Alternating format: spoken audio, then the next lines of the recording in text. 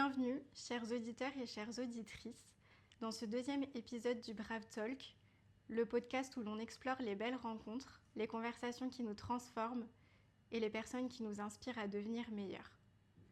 Aujourd'hui, avec mon invitée Julie, on va parler ensemble de rencontres, de connexions, d'authenticité et tout ce qui en découle. Gardons l'esprit ouvert car peut-être que nous allons changer d'avis sur le sujet. Bienvenue dans le podcast Brave, de belles rencontres autour d'un verre et aujourd'hui autour d'un micro. Prenez un verre, installez-vous et ensemble discutons. Julie, merci d'être présente et de t'être libérée aujourd'hui. On est ravis de t'avoir sur ce podcast avec nous. Merci à toi. On est ici aujourd'hui pour parler de ce que je pense être une compétence non maîtrisée par la plupart d'entre nous, qui est l'art de se rencontrer. Mais avant, si tu me le permets, j'aimerais te présenter à nos auditeurs et à nos auditrices. Yes. Alors Julie, tu es une amie proche de toute la team du Brave Talk, depuis bien des années d'ailleurs. Nous, on s'est rencontrés en 2023 et personnellement, j'ai tout de suite accroché avec ta douceur et ton énergie. Tu reflètes l'authenticité, ce qui est assez dingue à ressentir, je trouve, lors d'une première rencontre. C'est gentil. Tu m'inspires l'image d'une femme de confiance, profondément ouverte d'esprit, cultivée, bienveillante et inspirante. Une âme d'artiste, curieuse et joviale, qui aime voyager aux quatre coins du monde et qui se nourrit de ses rencontres et surtout de ses lectures. C'est vrai qu'à l'époque, tu avais fait un challenge où tu t'étais lancé le défi de lire un livre par jour, ce qui est assez impressionnant et c'est loin d'ailleurs d'être le seul défi que tu te lances. Tu es une personne qui aime te dépasser, autant physiquement que psychiquement. Physiquement avec le défi des 17 000 pas par jour, mais aussi avec une attention particulière à ton alimentation. Tu es dans une quête de performance constante qui est assez impressionnante et pour laquelle je suis très admirative. Tu es en recherche constante d'évolution personnelle. Tu es une femme indépendante avec une fibre entrepreneuriale. Tu ne fais pas les choses à moitié. C'est ça.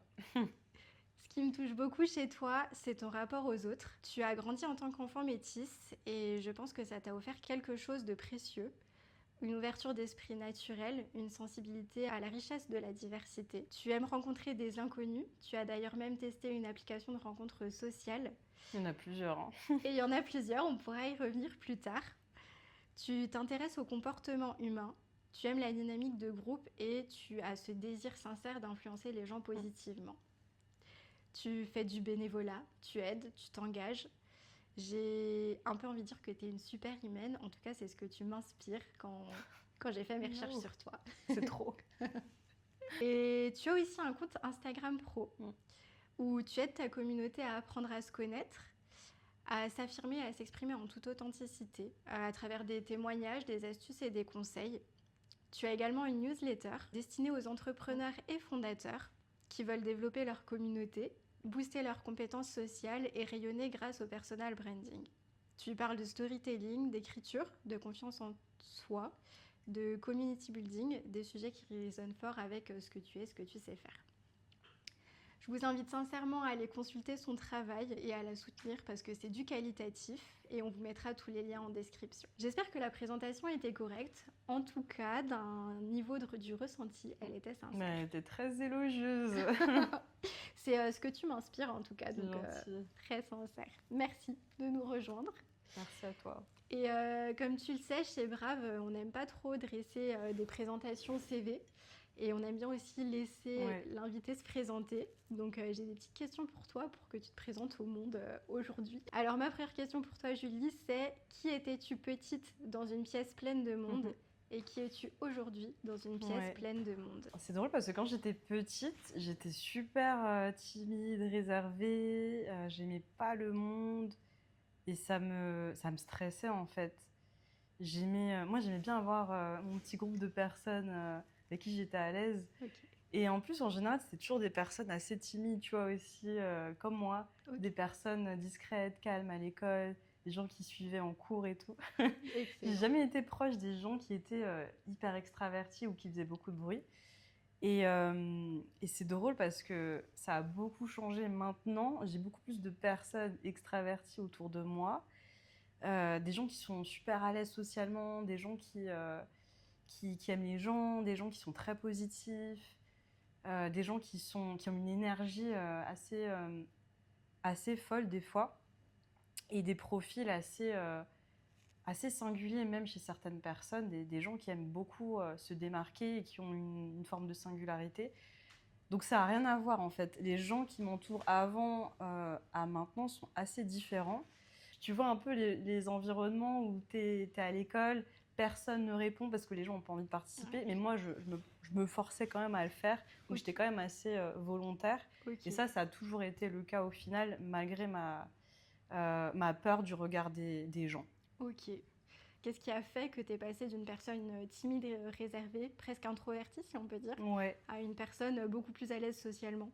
Ça a été quoi ton cheminement En vrai, c'est une longue histoire.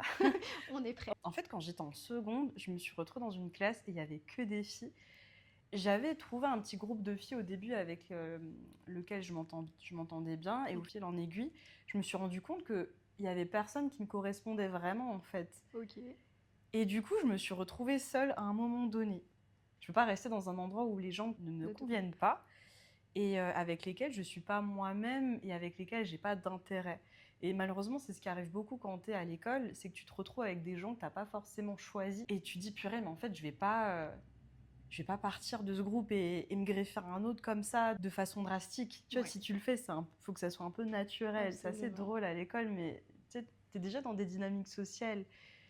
Et la réalité, c'est qu'au final, j'ai décidé d'être avec personne parce qu'en fait, personne ne me convenait. Non, mais réellement. Incroyable. Et un jour, je me suis dit, non, mais en fait, faut que je me fasse des amis, tu vois. Déjà, tu vois, j'avais cette peur que les gens me voient toute seule à l'école et je me suis dit, non, mais j'ai pas envie qu'on me voie comme ça. Du coup, je vais aller me faire des amis. Je vais chercher à m'en faire toute seule. Et moi, la chance que j'ai eue, c'est que j'avais un pote qui était aussi dans le même lycée que moi et je le connaissais avant. Okay. Et c'était un gars qui était hyper indépendant, assez solitaire, etc. Et à force de traîner avec lui, j'ai développé cette forme d'indépendance et j'ai pas besoin des autres pour faire des trucs. Excellent. Et je me suis habituée en fait à devenir cette fille indépendante que je suis maintenant.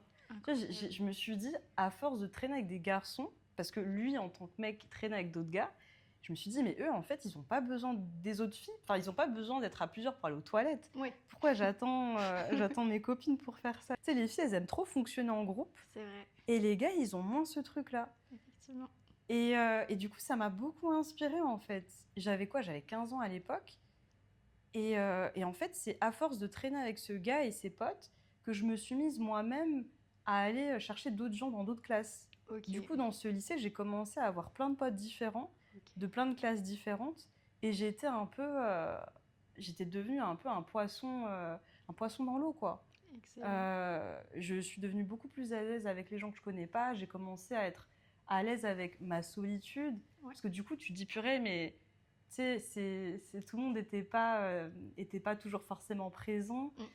Fallait que j'accepte d'être seule et, tu vois, pendant les pauses, de parler à des gens qui étaient à côté de moi que je connaissais pas. Donc, en fait, je me suis livrée à cet exercice à cet âge-là, avant que les gens, à l'heure actuelle, ils commencent à le faire. Absolument. C'est ça ce qui est drôle, en fait.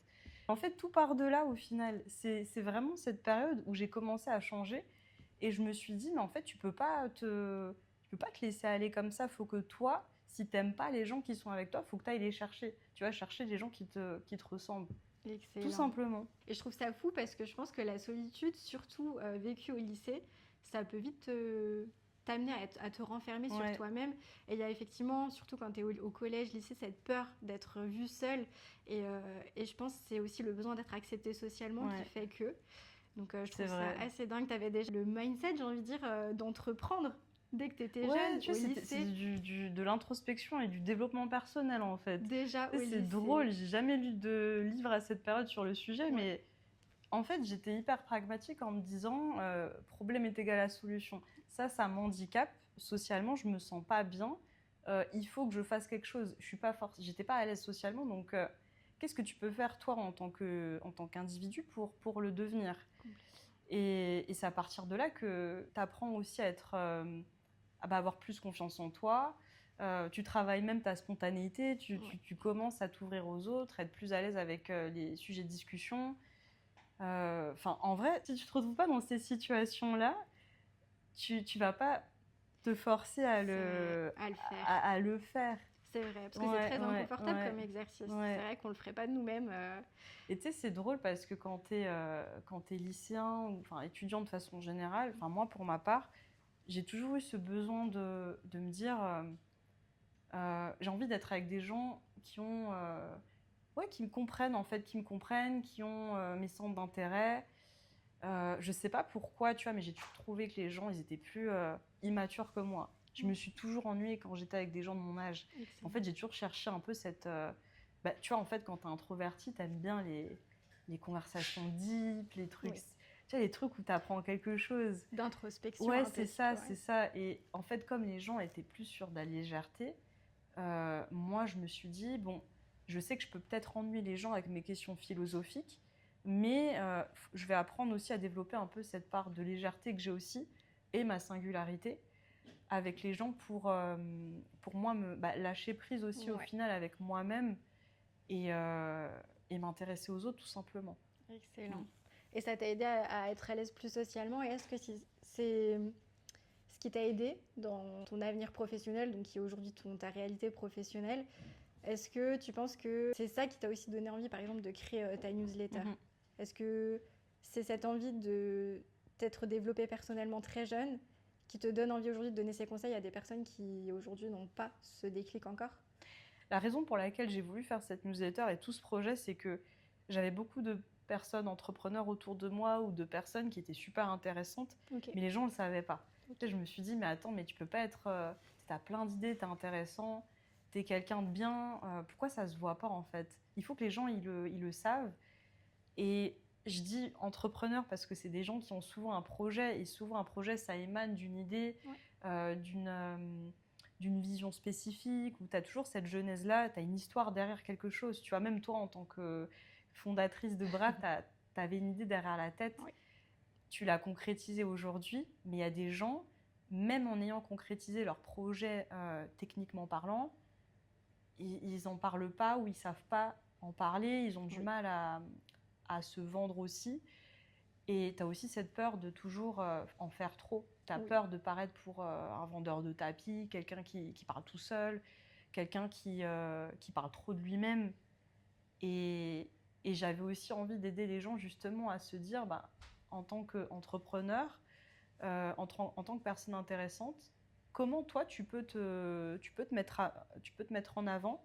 On va t'aider à développer aussi cette connaissance de soi, cette introspection émotionnelle, psychologique, ton authenticité, ta singularité, et toi te permettre aussi de mieux identifier les leviers pour en parler autour de toi et intéresser les gens qui te ressemblent.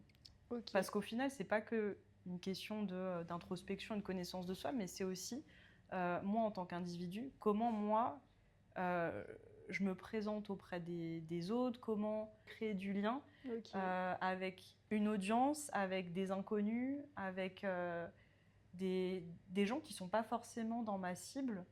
Donc tu vois, tu as tout cet aspect à la fois introspectif et psychologique, mais tout cet aspect qui va être extérieur et qui va être tourné vers les autres en fait. Ouais, ok. Excellent, c'est incroyable. Et ce qui est important, je trouve, quand tu veux te lancer aussi en tant qu'entrepreneur, ou même professionnellement, pas forcément en tant qu'entrepreneur, on en parlait, comment tu te présentes au monde et comment tu te présentes aussi dans une pièce pleine de monde quand tu dois te vendre. Il y a cette notion parfois de small talk qui est très importante, qui fait peur beaucoup, qui moi m'a fait peur beaucoup. Et j'ai changé d'avis là-dessus quand j'ai vu une de tes vidéos. Et c'est rigolo parce que je suis tombée sur une publication de 30 anecdotes sur toi, et il y en a une très intéressante où tu dis j'adore le small talk, déjà quelque chose qui est très rare pour quelqu'un, personne, j'ai l'impression n'aime le small talk. Et tu dis par la suite mais je n'aime pas quand quelqu'un en fait avec moi. Et du coup j'ai trouvé ça terriblement honnête et j'adore. Donc ma question c'est qu'est-ce qui se passe dans ta tête quand quelqu'un avec l'intention de faire du small talk te demande si ça va? En fait, ça dépend beaucoup du milieu, du contexte dans lequel je vais être. Je travaille en remote, donc j'ai beaucoup d'échanges via via Teams. Et évidemment, tout le monde te dit bah, salut Julie, comment ça va? Et moi, à force, en fait, tu sais, t'as pas envie de dire toujours la même chose. Oui. Ouais, ça va, il fait beau, il fait froid. Enfin, en fait, au bout d'un moment, t'apprends rien sur les gens quand tu parles de la météo. Et moi, spontanément, je me suis dit, mais tu sais quoi, je vais parler aux gens comme si c'était un pote qui me posait la question. Et en fait, c'est une porte d'entrée vers ton environnement à toi. Donc je disais aux gens, bah ouais, écoute, ça va, j'ai bien mangé ce matin, j'ai bien dormi et tout, j'ai fait un rêve de ouf. Tu vois, non, mais c'est des trucs que j'aurais pu dire à toi, en fait, par exemple, si je te croise dans... Enfin, tu vois, ça dépend de combien de temps je t'ai pas vu ou pas. mais j'allais ouvrir un peu plus le sujet sur un sujet ouais, spontané, perso. Incroyable. Parce que j'en avais marre d'avoir des sujets qui étaient récurrents et tu parles toujours de la même chose. Au final, on ne sait rien de ta vie. Ouais. Et en fonction du contexte aussi, tu sais qu'il y a des sujets qui sont plus pertinents pour certaines personnes que pour d'autres. Ouais. Le lieu que je fréquente le plus aussi, c'est la salle de sport. Et j'ai appris à... En fait, je me suis fait des connaissances à la salle de sport. Et les gens aussi me posent la question. Je vais leur parler de sport. Forcément, ouais. Ils vont me dire ça va et tout. Je leur dis ouais, écoute, je suis trop contente, j'ai réussi à retrouver mes perfs d'avant. Je me sens en forme. Tu vois, en fait, c'est toujours... Faut pas trop se poser la question au final de qu'est-ce que je vais dire. Et moi, je suis assez spontanée, donc je suis à l'aise là-dessus. Ok. Mais par contre, je pense qu'il faut faire aussi attention à la personne qui est en face de toi, dans quel environnement elle est, et de sa connaissance aussi du sujet que toi, t'aimerais aborder. Complètement. On ne peut pas aborder des sujets personnels avec tout le monde. Ouais, complètement. Ça peut mettre mal à l'aise aussi. C'est ça. Et je te parle du sport. Évidemment, le gars que je croise à la salle, il va pouvoir rebondir en fait sur le sujet de mes performances. Mais je vais dire ça à un collègue, qu'est-ce que tu veux qu'il dise? S'il n'en fait pas, ça n'a aucun sens. Et ça peut décrocher au contraire, et ça peut casser l'idée et l'envie du small talk. Mais tu vois, le small talk, je pense qu'il faut à la fois être à l'aise à l'idée d'être spontané et de parler de soi-même, comme si tu pouvais parler à une personne de façon familière, quelqu'un que tu connais bien, mais aussi se dire, ok, j'ai envie d'approfondir cette relation. Il faut que je pense aussi à un sujet qui peut l'intéresser et qui donne une ouverture pour que cette personne, elle en sache plus sur moi. Complètement. Et ça, je trouve que les gens, ils vont pas se poser cette question. C'est vrai. Oui. On va être un peu plus dans l'automatisme. Oui. Ouais, ça va et toi? C'est ça. C'est ça. Et je pense qu'on réfléchit le small talk aussi. On se dit que c'est pour meubler un peu le silence. Et c'est pour ça qu'on va jamais plus loin dans les small talk et qu'on ne parle pas de perso. Ben déjà, on a peur, je pense, d'être vulnérable, donc d'aller un peu plus loin. Et on n'aime pas le silence. Et le silence, ça peut être très bénéfique. Et même poser une question ou alors recevoir une question et prendre le temps d'y répondre, ça va être toujours mal à l'aise. Et c'est pour ça qu'on veut tout de suite enchaîner et peut-être parfois poser des questions sans profondeur, sans s'intéresser à l'autre en face. Et je pense que c'est une erreur qu'on fait tous. Et c'est pour ça qu'on n'aime pas le small talk. Mais tu sais, moi, j'arrive pas à ne pas faire... Enfin, j'arrive pas à faire que du small talk. J'arrive pas à comprendre qu'on puisse être que dans des conversations légères. Je comprends. C'est vrai, tu vois. Enfin, en fait, tu me diras, il faudrait que je demande aux gens qui me côtoient. Et moi, j'arrive pas à aller que sur des sujets légers, en fait. Je suis d'accord. Bah, je pense que ça dépend du temps que tu disposes, peut-être de la personne que tu as en face aussi. Mais c'est vrai que quand ça manque de profondeur, ça peut être ennuyant rapidement. Je suis d'accord. Ouais, c'est vrai. Mais tu parles de quoi sinon? Oui, c'est ça, tu parles toujours de la même chose et comme tu disais, on n'en apprend rien l'un sur l'autre, etc. C'est ça. Et si vous ne savez pas quoi dire, posez des questions. Oui. Enfin, pose une question sur la personne qui est en face de toi. Complètement. Et moi, en tant qu'introvertie, ancienne introvertie, c'est ce que je faisais. C'est que je posais des questions aux gens. Ok. J'arrivais à me rappeler de ce que les gens m'avaient dit. Oui. Souvent, tu es assez observateur et tu te rappelles bien. Oui. Et c'est une qualité, et tu te dis, ok, cette personne, elle m'a dit qu'elle était partie en vacances. Donc je vais lui demander comment ça s'est passé. Effectivement, c'est vrai. Est-ce que le small talk, ça peut être une porte d'entrée vers quelque chose de vrai ou est-ce que c'est juste du bruit social? Il faut que les deux personnes qui interagissent se rendent compte de l'opportunité qu'elles ont en se parlant, en fait. Si tu te rends compte que c'est l'opportunité d'aller plus loin et que les deux personnes ont envie d'aller plus loin, c'est à vous de vous dire, ok, j'ai envie d'approfondir cette relation. Qu'est-ce que je peux dire de plus qui permet d'aller vers des sujets plus intéressants et plus sérieux?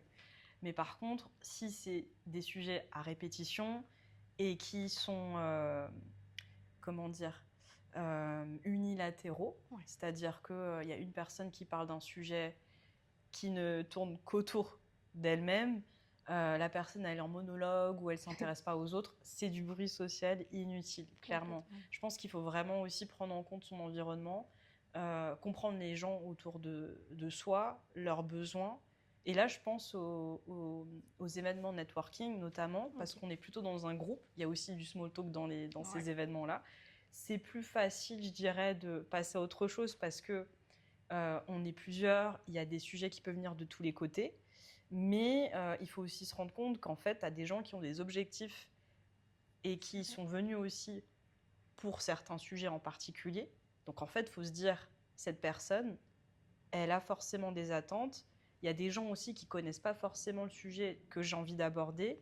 Passons à autre chose. Okay. Et c'est là où tu peux dire, c'est bien pour débuter, c'est bien pour briser la glace. Et c'est ce que tu fais justement chez Brave. Absolument. Briser la glace, ça c'est ce qui... En fait, c'est du small talk, mais intéressant, j'ai envie de dire.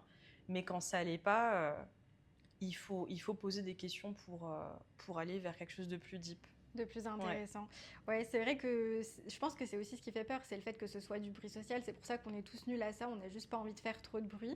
Et c'est vrai que dans nos sessions Brave, où on fait rencontrer des inconnus, c'est encore plus dur quand tu rencontres un inconnu et pas dans le cadre du networking, parce que nous, on les rassemble pour parler de sujets de société, mais quand on les rassemble, on ne sait pas encore exactement de quoi on va parler.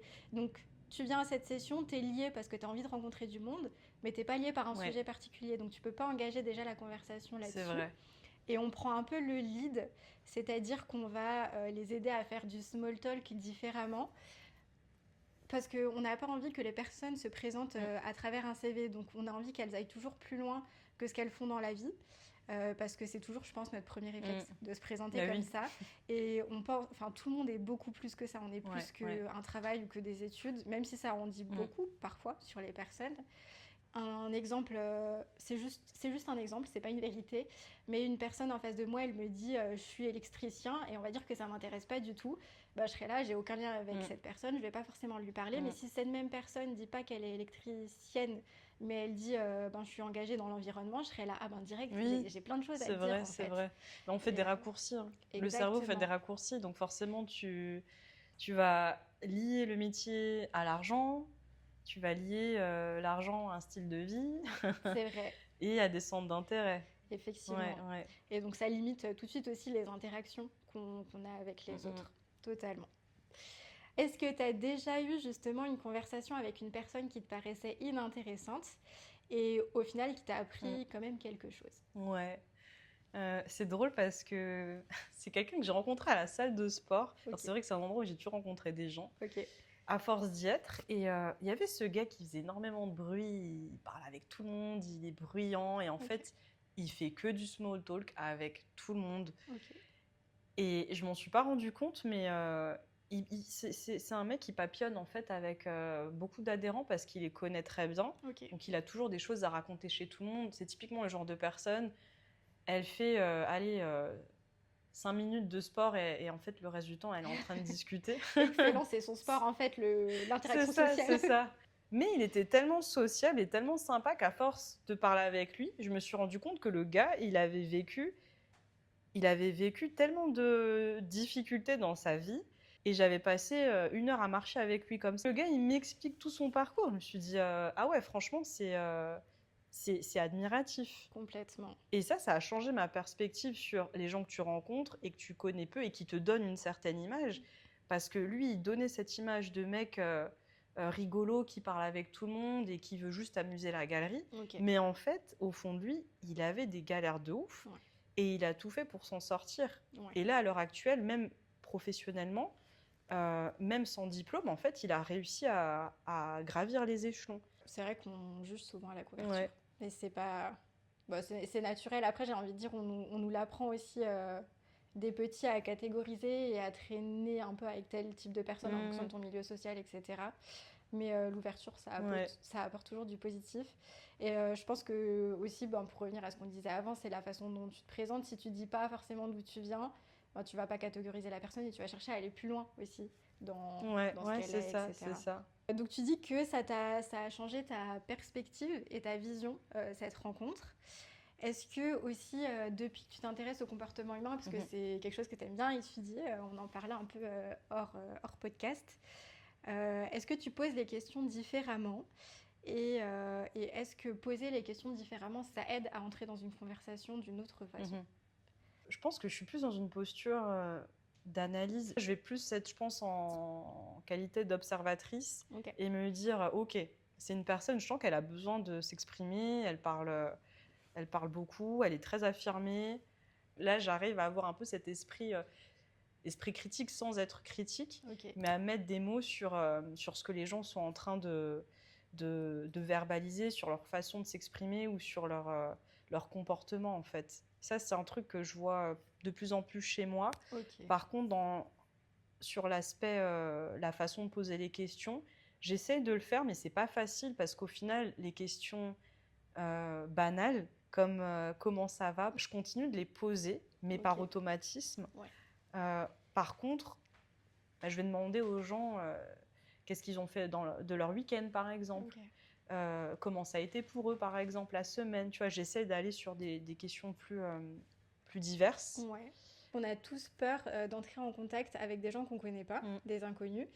Et je pense que juste le simple fait de demander à un inconnu dans une salle d'attente si ça va, parce que tu as l'impression qu'il est stressé, ou etc. Certes, c'est une petite question légère et la personne en face, elle va pas forcément te dire non, ça va pas, mais ça peut permettre d'ouvrir et d'entrer dans la conversation. Et donc revenir aussi aux questions de base, même si ça paraît du bruit social, ça peut être intéressant au départ. Mais ça fait du bien quand les gens te posent la question parce que tu t'y attends pas. Tu t'attends pas à ce qu'une personne fasse irruption dans ta vie, dans ton quotidien, qui des fois peut être assez monotone et tu te dis ah ouais et tout.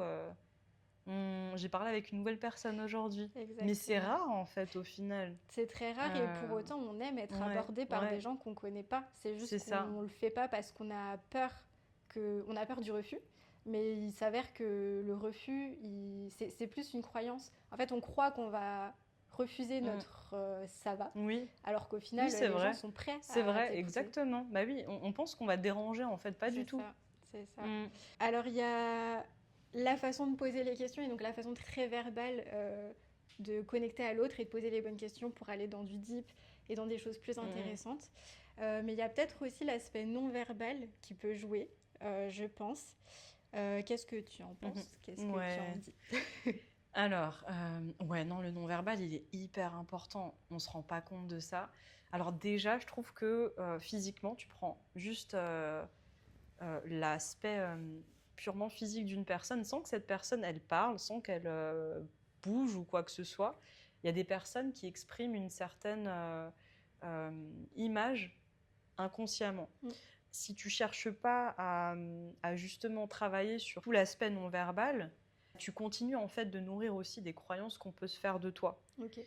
Le fait de regarder les gens droit dans les yeux, par exemple, ça c'est important. Le fait de marcher en étant droit, en regardant droit devant soi, ça aussi pour moi ça joue.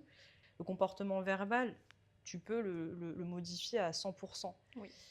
Si une personne, elle sourit jamais, ça va pas me donner envie. C'est vrai. Je vais chez le kiné plusieurs fois dans la semaine et je réalise qu'en fait, tu as deux femmes kinés, elles disent jamais bonjour. Je me suis dit, mais attends, mais c'est un truc de Paris de pas dire bonjour quand t'es dans la salle d'attente. Ou elles sont comme ça et en fait, elles sont habituées à voir des gens et du coup, elles ont moins envie de le faire. Mais moi, je me suis dit, je les vois tout le temps, je vais les regarder et je vais leur sourire et je vais leur dire bonjour. Et même si elles le font pas, c'est pas grave. Mais je leur montre que non seulement je suis polie, mais maintenant qu'on est dans le même environnement de façon fréquente, j'ai envie aussi je montre une forme d'ouverture, même si je m'attends pas à ce qu'on crée quoi que ce soit. Tu vois.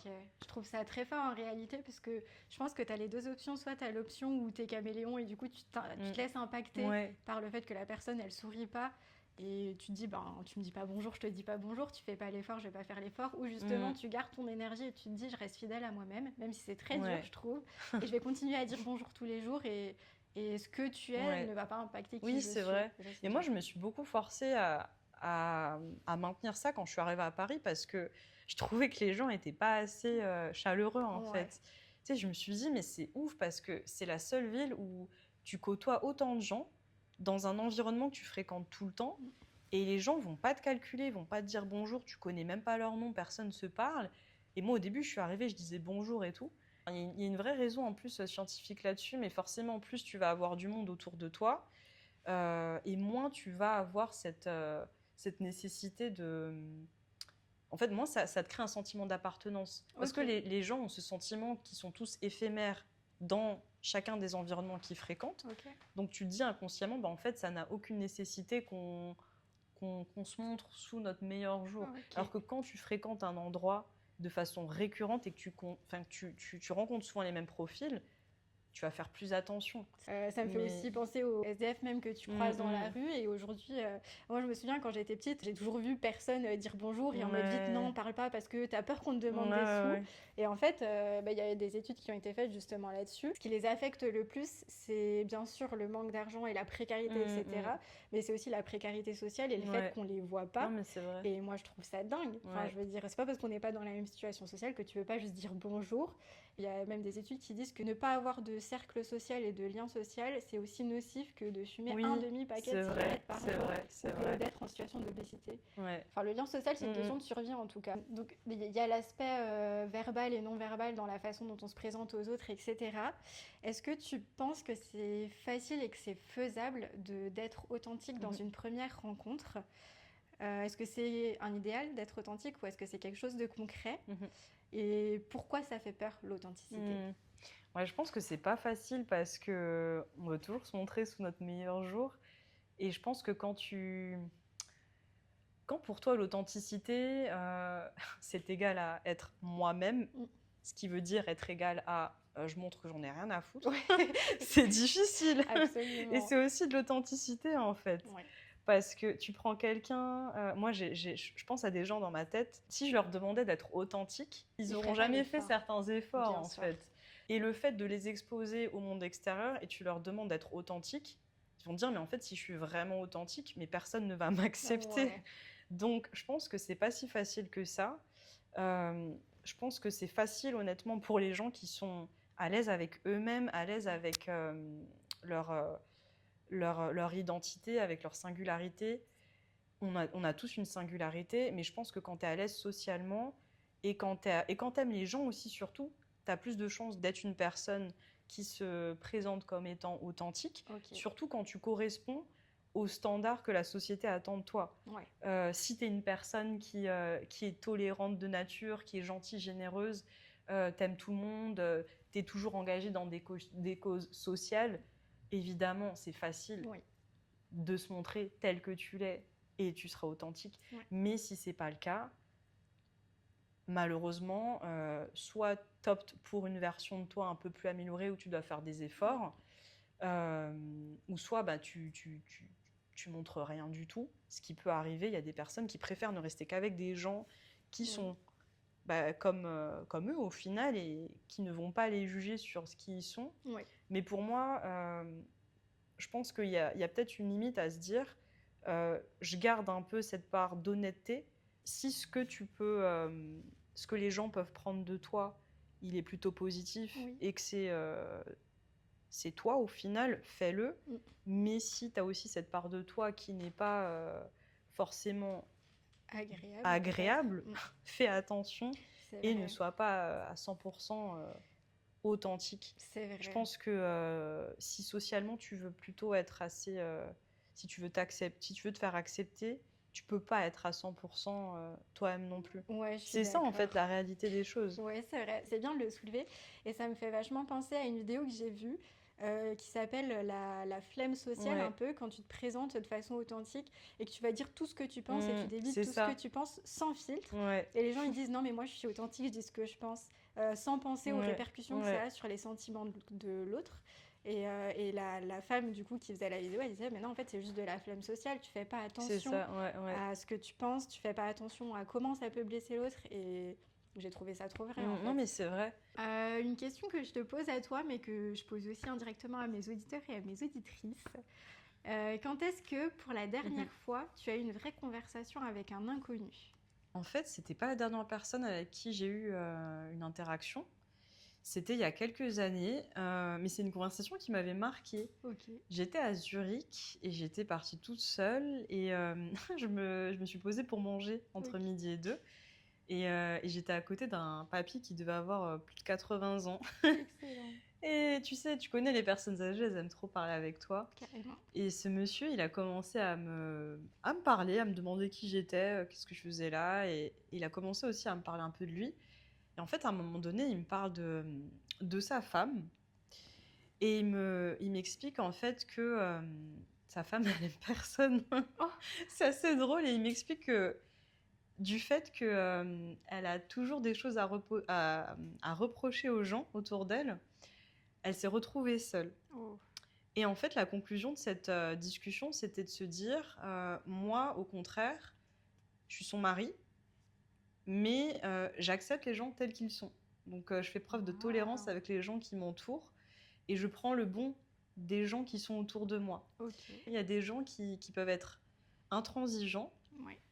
Je sais pas si c'est un manque de tolérance ou pas, mais il y a des personnes qui sont plutôt inflexibles Oui. et elles vont réaliser que si t'es plutôt, tu fonctionnes d'une façon différente, un état d'esprit différent ou vous n'avez pas un style de vie similaire, elles vont se dire mais en fait tu m'apportes rien, je t'élimine. Ouais, effectivement. Quand j'étais plus jeune, quand justement j'étais un peu moins à l'aise socialement, j'avais toujours ce truc où je voulais vraiment que les gens me ressemblent. Et facilement, Oui. si les gens n'allaient pas dans mon sens ou s'il y avait ce manque de connexion ou de cohésion, j'allais pas chercher à les ramener dans mon cercle, tu vois. Ouais, Et ça, complètement. c'était un peu la façon dont je fonctionnais avant.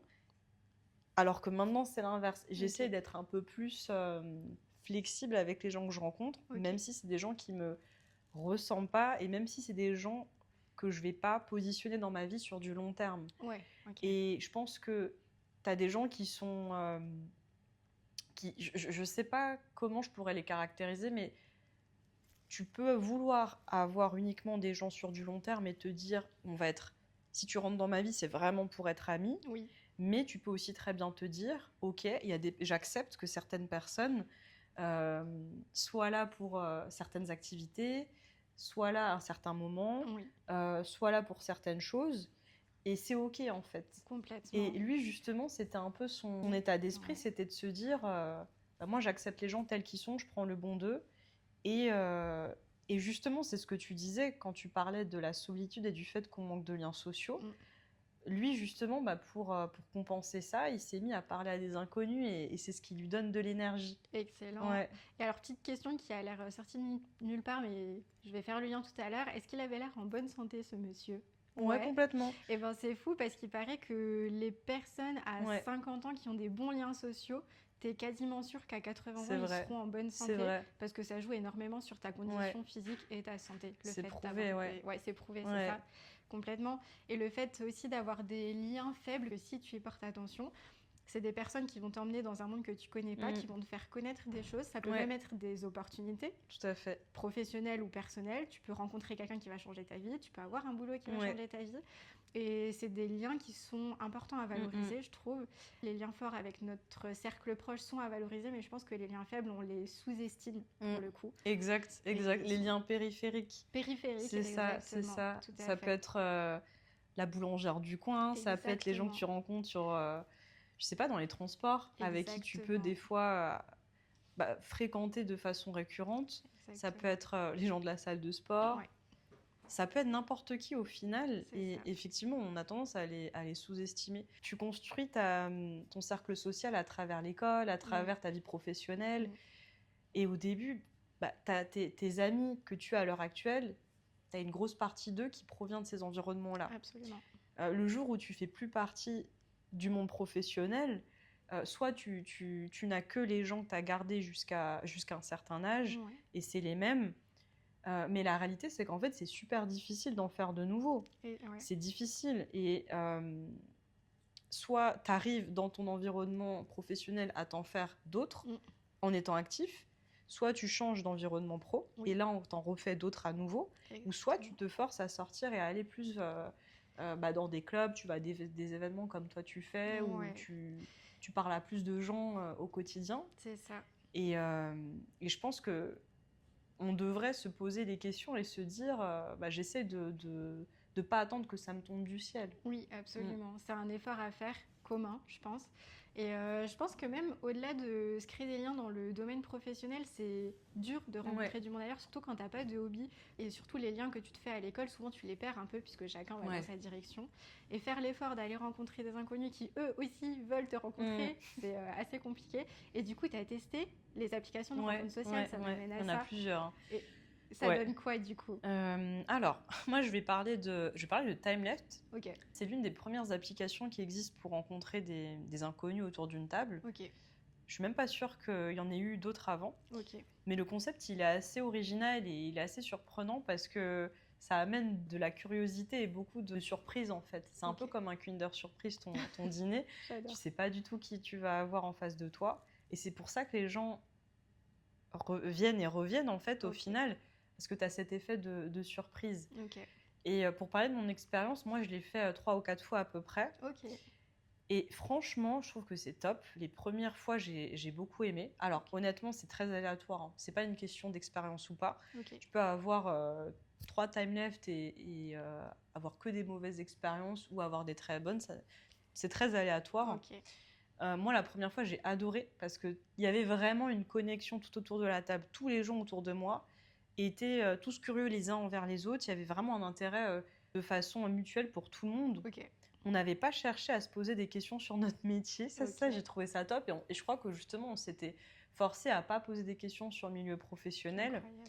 Et c'était hyper fluide. Okay. C'était très spontané. Il n'y avait pas d'absence d'intérêt ou de lien. Okay. Et franchement, je suis sortie de là, j'avais un regain d'énergie. J'étais trop contente. Incroyable. Mais vraiment trop contente. Un peu inspirée, tout ça. Incroyable. Non, j'ai beaucoup aimé. Et justement, je suis restée en contact avec 2 personnes que j'avais rencontrées à cet événement. Ouais.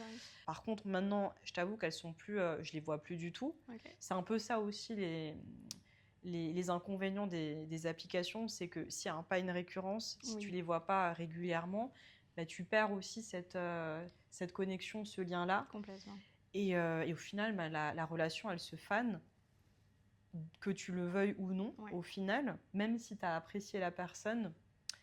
Et moi, ça m'est déjà arrivé dans ces dîners de me retrouver avec des personnes avec qui ça ne matchait pas du tout. Okay. Tu te retrouves avec que des personnes introverties, par exemple, et en fait, tu en as un seul qui parle que de sa vie et tu ne sais pas trop comment l'arrêter, il se rend compte de rien. Ça m'est déjà arrivé. Tu peux rien y faire, en fait. Et ce que je te disais la dernière fois, c'est que le plus important, au final, c'est comment toi, tu cherches à nourrir les relations. Absolument. Parce qu'on te donne tous les outils possibles. C'est des portes d'entrée pour rencontrer des gens. Tout existe, les événements, les applis, etc. C'est comme si on mettait tout le monde dans une même pièce et on vous disait parlez-vous. Ça, c'est exactement ça. Sauf que quand tu sors de cette pièce, si tu as apprécié quelqu'un, il faut que tu arrives à nourrir ce lien-là. Absolument. Et à faire élever cette... c'est comme si tu semais des graines et que tu faisais en sorte de faire pousser ta plante, en fait. C'est ça. Il faut savoir les entretenir au final. Et c'est pas facile en tant qu'adulte, en réalité. Oui. Parce qu'on ne nous apprend pas à entretenir nos relations. En fait, on a tous notre cercle proche. Il y a au moins, il y a peut-être 4 ou 5 personnes que tu côtoies de façon récurrente. Même si tu ne les vois pas tous les jours. Mais en fait, ça va suffire à combler tes semaines. Et puis surtout, ça demande de l'énergie sociale, de passer de « je suis avec mes amis que je connais très bien, avec qui je n'ai pas à me poser de questions » à « je vais parler à des gens que je connais un peu, avec qui je dois quand même faire preuve d'effort. » Tu dois faire des efforts, en fait. Et t'investir d'autant plus, complètement. C'est ça. Tu sais, tu dis toujours, tu as encore ce truc où tu te dis... faut que je... non, c'est pas que tu dois trouver des sujets de conversation, mais tu te dis quand même, j'espère que cette fois-là, on va se voir, va être mieux que la première fois on s'est vu. Oui. J'espère que chaque nouvelle fois on se voit, ma relation va se développer avec cette personne-là. Complètement. Et t'as des fois, c'est drôle parce que j'ai une amie, un jour, elle m'a dit « Ah ouais, trop bien, on a débloqué un nouveau sujet de conversation. » Tu sais, on a parlé d'un nouveau truc. Et pour revenir sur les applications, j'avais aussi testé Carom. C'est une application que j'avais découvert il y a 2-3 ans à peu près. Elle est principalement dans des grandes villes, dans des Ok. capitales, beaucoup à l'international, Ok. plutôt destinée à des profils expats, je dirais, Ok. des personnes qui arrivent dans une nouvelle ville et qui veulent rencontrer du monde. Et c'est assez intéressant parce que cette fois-ci, on n'est pas sur des dîners, mais on est sur des expériences. Des Oh. expériences souvent inédites. Ok. Ça peut être des expériences qui sont aussi tout à fait banales Ok. et qui s'intègrent bien dans ton quotidien. Ça peut être des restaurants, on peut aller, je sais pas, boire un verre. Ok. Et en fait, toi, en tant que membre, parce que tu as un abonnement, tout comme Time Left, Ok. tu peux proposer des événements. Ok. Et donc, tu as des gens qui choisissent de s'inscrire ou pas à tes événements. Ok. Ça peut être tout et n'importe quoi. Hein. Ok. Tu as envie d'aller à un concert, bah, tu peux faire en sorte de le mettre sur l'application et trouver des gens pour y aller avec toi. Ouais. Excellent. Ok. Quand tu vas des fois sur des domaines d'activité assez spécifiques, Mm. ça ouvre la porte à un champ de possibilités Oui, c'est vrai. sur des sujets qui sont liés en fait. C'est vrai. Et tu vois, par exemple, je prends le domaine du yoga. Oui. C'est assez popularisé. Oui. Une personne qui va vouloir organiser un événement, un cours de yoga par exemple, elle peut réunir des gens qui vont être alignés avec les valeurs du yoga. Ouais, Donc en c'est fait, tu vrai. te retrouves avec des gens qui matchent d'autres sous-couches Oui. du yoga. Donc ça peut être lié, je sais pas, à la spiritualité, ça peut être lié au domaine de l'alimentation. Complètement, oui, et t'es sûr que ce soit pas trop inconfortable et que t'as plein de choses à raconter dessus quand tu rencontres les inconnus. Et c'est pour ça qu'il faut continuer à tester. Il est pas trop tard parce que j'avoue, je vois beaucoup de personnes autour de moi qui aiment un sport mais depuis des années. Ouais. Et moi, je me suis retrouvée un peu à un moment en mode j'aime rien, mais en fait, c'est pas que j'aime rien, c'est juste que j'ai pas encore découvert tout ce qu'il y a. Et donc, je me suis lancée dans cette démarche et peut-être que oui, à travers ça, je rencontrerai du monde. Faut pas se forcer. Après, je trouve ça bien aussi de tester et se dire peut-être qu'en fait, j'ai eu juste une appréhension et au final, est-ce qu'il faut vraiment aller vers ce que j'aime et du coup, je mise sur mes forces ou est-ce que je peux aller sur des trucs que j'aime un peu moins ou c'est mes faiblesses, mais je mise aussi là-dessus pour évoluer là-dessus et être meilleure là-dessus. Exactement. Exactement. C'est très fort. Et ça, je vois beaucoup des vidéos trend aussi passer en ce moment à dire t'as pas besoin d'être fort pour commencer un sport. Ah ouais, c'est sûr. Et en général, on a un peu peur de ça. En tout cas, moi, la première à commencer un sport et à me dire en fait, je suis trop nulle, le monde est trop fort autour de moi. Mais c'est stressant parce que tu te dis, mais en fait, quand t'arrives pas à être meilleur dans une discipline, tu peux te retrouver bloqué à un certain stade en fait. Complètement. C'est pour ça que certains sports sont plus accessibles que d'autres. Ouais. On arrive à la dernière partie. Ouais. Quelle est la rencontre qui t'a le plus changé dans ta vie ? Alors, c'est la personne dont je t'avais parlé au début, et je pense que c'est l'une des rencontres qui m'a le plus changé. Je crois que cette personne, elle n'est même pas au courant de ça. Wow. Et franchement, tu sais, les gens qui te changent, c'est pas forcément les personnes les plus proches ou celles qui ont été les plus présentes. Hein. Ouais. Il suffit de peu. Hein. Ça peut être quelqu'un avec qui tu as discuté sur un banc dans un parc. Hein. Par exemple, c'est vrai. Ouais. C'est vrai, si tu prends le temps d'apprécier la valeur de la chose. Ouais, c'est ça. Complètement. Mais sinon, à part cette personne, j'ai pas eu de rencontres qui ont été plus impactantes, je dirais. Je pense que les relations amoureuses aussi, elles m'ont beaucoup façonnée. Parce que tu es souvent confrontée à tes propres limites des fois. Tu fais beaucoup d'introspection, tu essaies de te comprendre. Complètement. Surtout quand tu te retrouves avec une personne avec qui il y a un peu cet effet miroir. Et qui du coup projette un peu tes défauts en fait. Okay. Il y a des personnes comme ça qui réagissent, qui ont un certain comportement, qui est en réalité celui que toi tu as aussi. Et là tu commences aussi à te poser des questions. Et moi je pense que mes relations amoureuses m'ont beaucoup fait évoluer là-dessus aussi. Ok, complètement. Sur la personne que j'étais, sur qu'est-ce que je voulais vraiment, des fois on a aussi un manque de connaissance de soi. Absolument. Et on se rend compte qu'en fait on pouvait manquer des fois de tolérance. Aussi. On pouvait manquer aussi des fois d'empathie en fait dans certaines situations. Complètement. T'es souvent persuadé d'avoir raison. Oui, c'est vrai. Non mais vraiment, en fait quand t'es pas confronté à la contradiction et quand t'es pas confronté à l'autre et à un avis différent et quand t'es avec des gens qui te ressemblent et qui pensent comme toi, t'es persuadé que c'est la vérité. Mais alors en fait, pas du tout. Absolument, et c'est pour ça que c'est important de se confronter aux avis différents des tiens. Parce que je pense plus tu vas dans ton mode de pensée et plus tu peux aussi rejoindre un extrême. Bon là, c'est si tu vas vraiment loin. Et c'est pour ça qu'on a toujours tendance à penser qu'on a raison. Et ça nous empêche aussi d'écouter activement. C'est pas parce que la personne en face de toi, elle te dit un truc qui a l'air infondé, ou tu te dis mais c'est n'importe quoi, ou même qui n'est pas vrai, qu'il faut pas continuer à l'écouter parce que ça cache plein de choses aussi derrière. Et toi, ça te fait évoluer. Et c'est vrai que parfois, on refuse d'évoluer parce qu'on est persuadé, comme tu dis, qu'on a raison. Mais c'est vrai. Et il y a un concept sociologique qui s'appelle l'homophilie sociale, d'ailleurs, et qui explique que plus tu te lies d'amitié, enfin, c'est pas forcément que se lier d'amitié, mais c'est une question de je reste uniquement avec des personnes du même milieu social que moi ou du même environnement que moi, que ça soit éthique, que ça soit milieu social, que ça soit milieu professionnel. C'est vraiment cette tendance à rester qu'avec des gens de son environnement. Après, on le fait tous d'une certaine manière, on s'en rend pas compte. Moi, dans mon milieu professionnel, j'ai tendance à être beaucoup avec des gens de la tech, qui ont des métiers qui sont un peu comme les miens. Ça aussi, c'est une forme d'homophilie sociale. Mais ça, je pense qu'il faut en être conscient et se dire, ok, j'accepte la différence, j'accepte d'être aussi avec des gens qui sont différents, parce que justement, ils vont m'apporter ce que je n'ai pas.